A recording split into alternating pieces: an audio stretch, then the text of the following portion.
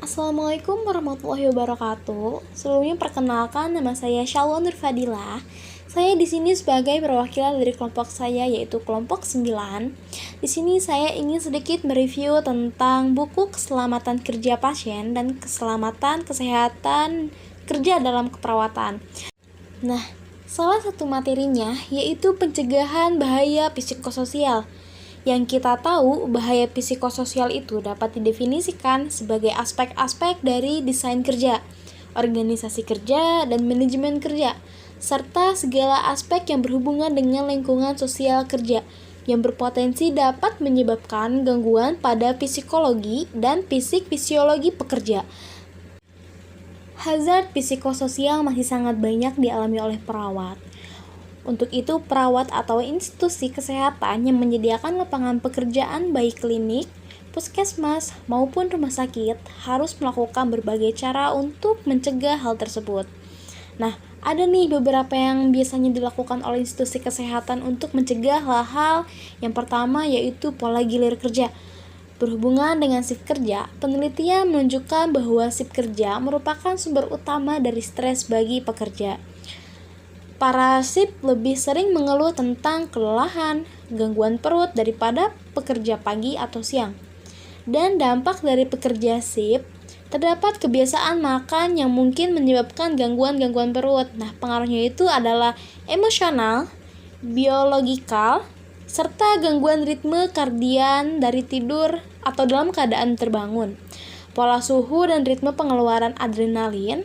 Para pekerja yang biasanya bekerja shift lama atau kelamaan akan merasa berkurang stresnya secara fisik.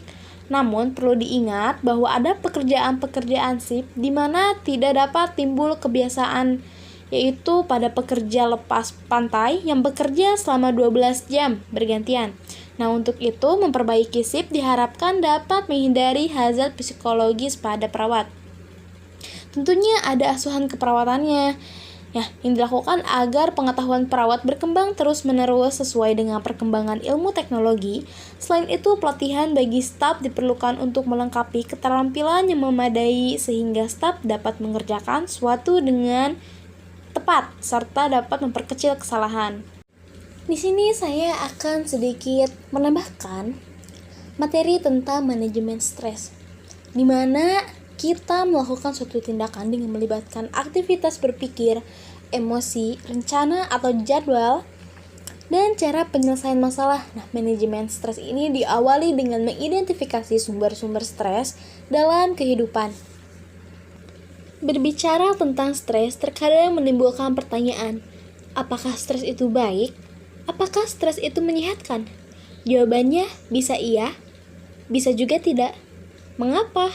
Pada dasarnya, dengan stres kita dapat melatih daya mental sehingga menjadi lebih kuat dalam menghadapi keadaan ataupun kondisi yang tidak mengenakan.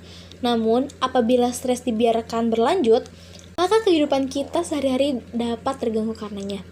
Dihadapi dengan situasi yang menekan, secara otomatis kita dapat melakukan proses evaluasi dengan mempergunakan kapasitas mental, mulai dari keputusan untuk menyebut situasi tersebut menakutkan ataukah tidak, bagaimana proses penyelesaiannya, dan kemampuan apa yang kita dapat gunakan.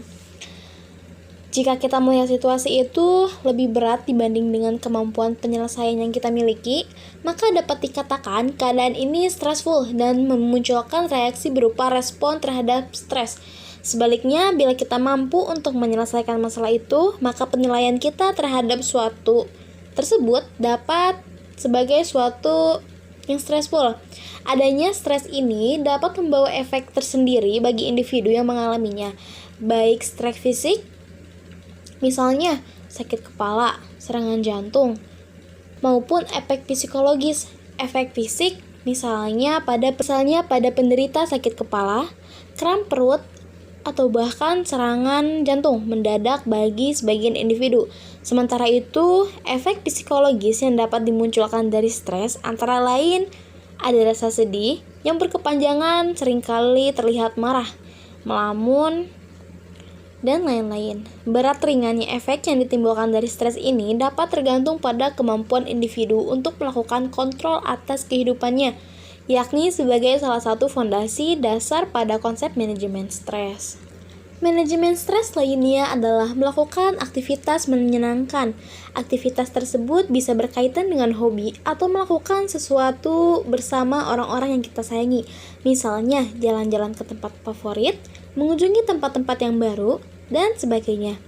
Selain itu, membiasakan gaya hidup yang sehat juga merupakan cara efektif agar kita dapat bertahan dari stres. Langkah mudahnya adalah melakukan olahraga ringan secara teratur, menjaga asupan makanan bergizi, menghindari alkohol, rokok, dan obat-obatan terlarang, serta mengurangi kandungan gula dan kafein. Nah, terakhir, kita juga dapat berlatih untuk melakukan teknik relaksasi. Apabila kita diliputi perasaan-perasaan yang tidak mengenakan, kemudian berpengaruh pada tubuh, misalnya menjadi cepat lelah, perut mual, badan bergetar, nah hal tersebut itu wajar. Setelah menyadari adanya perasaan-perasaan dari efek terhadap tubuh, langkah yang kita lanjutkan adalah berupaya untuk merelaksasikan atau menenangkan.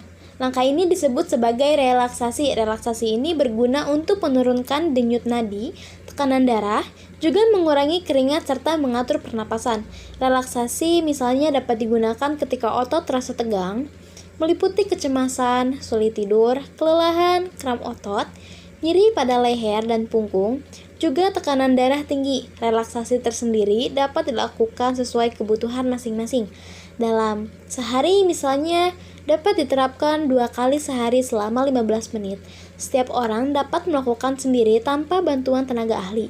Kuncinya adalah merasakan ketegangan tubuh kemudian membuatnya rileks atau tenang. Mungkin sekian yang dapat saya sampaikan. Mungkin itulah sedikit materi tentang pencegahan bahaya psikososial dari buku Keselamatan Kerja Pasien dan Keselamatan Kesehatan Kerja dalam Keperawatan. Mungkin sekian dari saya. Mohon maaf bila ada kesalahan. Wassalamualaikum warahmatullahi wabarakatuh.